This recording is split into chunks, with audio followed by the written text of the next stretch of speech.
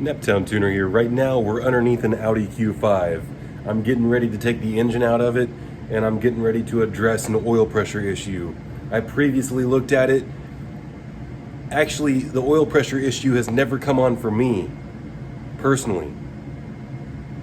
It has for the customer. Of course, I had the vehicle for like a week. I was testing. Customer got the vehicle back.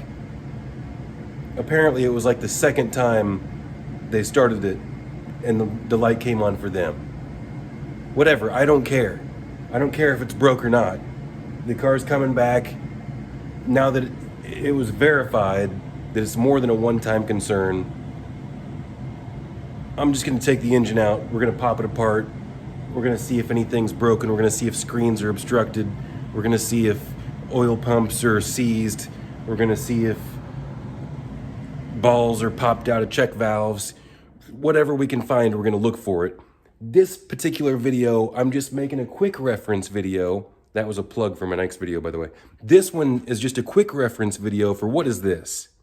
This is what the layperson would call a motor mount.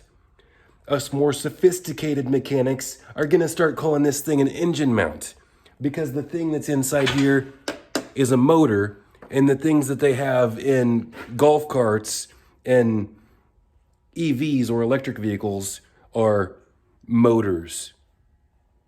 Motor, electric. Anyway, engine mount. That's what I prefer to call it. We got one of these bad boys on either side of the engine.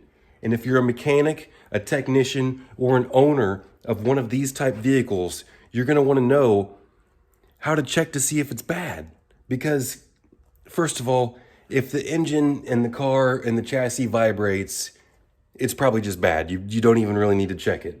If it's got a bunch of miles on it, it could probably stand to be replaced regardless. This is rubber. It deteriorates over time, especially in a hot engine bay. Now, this particular one right here, yeah, it's used, but it's a 034 Motorsports, and it's made out of some better material. These are actually electromechanic oil-filled mounts, and depending on your vehicle, depending on the accessories in your package in your vehicle, they can firm up and make your some of them just tell you if it's bad or not, but some of them are active mounts. But anyway, real quick, let me show you how to check if they're bad. I'm gonna flip the camera around. All we got is, you just need a pry bar. You need is a pry bar. This is a fairly long one. You know, this is an old Harbor Freight pry bar, but we're just gonna take it right up here to the engine mount. Now, the first thing that you're gonna notice is, see, this is what you would call the engine perch, is what I'm gonna call it.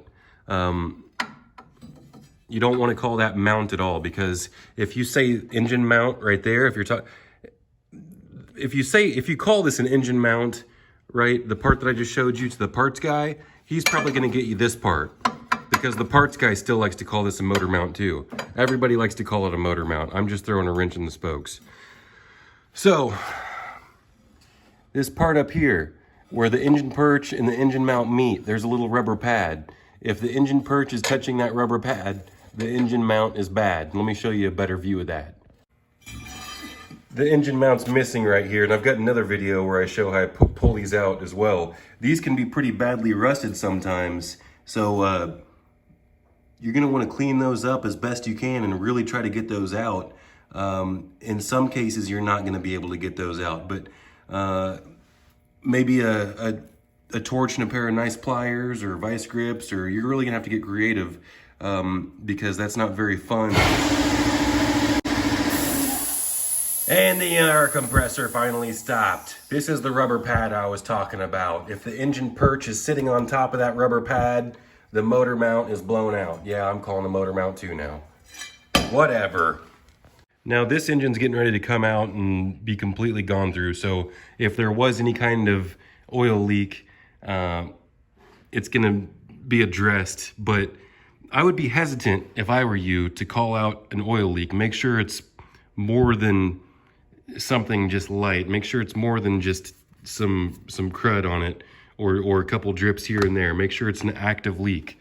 If you're just trying to you know, because you could get yourself in an oil leak battle, you know, fixing one thing, and then we'll get off into that in a different video. But this mount and this mount, very simple to check. We just take the pry bar. We put it underneath the perch, and all we have to do is, let's be real quiet.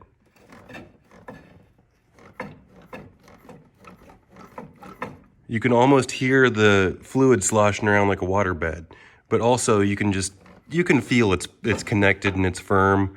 And then you're not gonna be able to get the pry bar up in there. So all you have to do is get on this drain plug part of the pan where it's really stout, the corner of the pan, underneath that sway bar, and then go like this. See it right there moving? If you can see it and feel it and hear it, and everything's firm on both sides, then you're in good shape. But the first indicator is that rubber pad. If it's touching the perch, it's broke.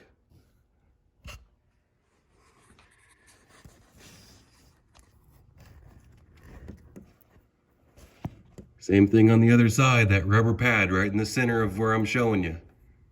All right? That has been your engine mount lesson for today, Junior. Now, you never really need to check these transmission mounts. From my experience, they're always in good shape, but you know, if you want to change it, it is rubber and it does deteriorate. Not near as bad as underneath the heat of the engine in engine bay. You know, it's this one takes a lot less stress in its life. But what we're gonna do here is we just got a pry bar in between the transmission cross member, and I think I'm gonna restart this whole video. Maybe not. Maybe not. Look at that. It feels beautiful, and we can see it.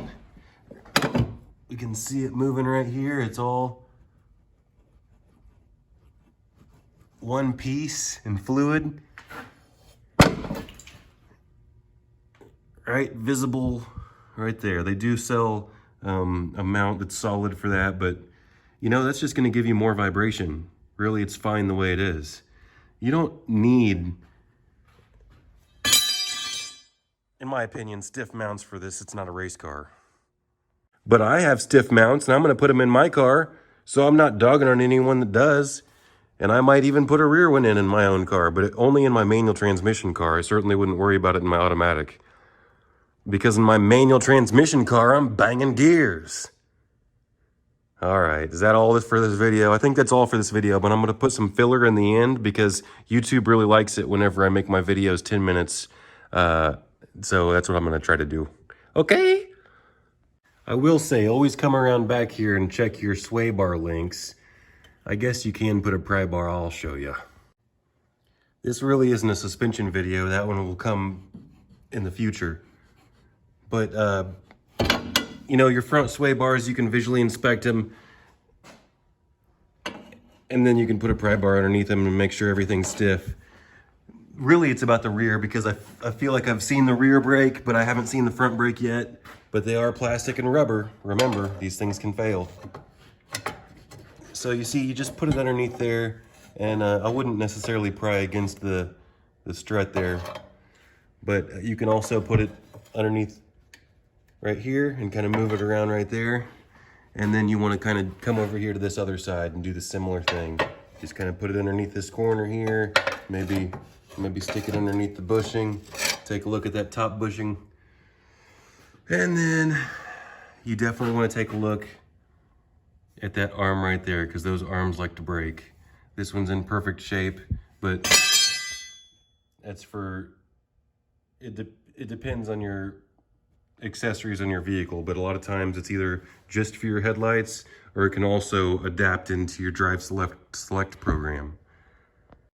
Remember, this clamp is always prone to get so rusty that it can snap completely off just while driving.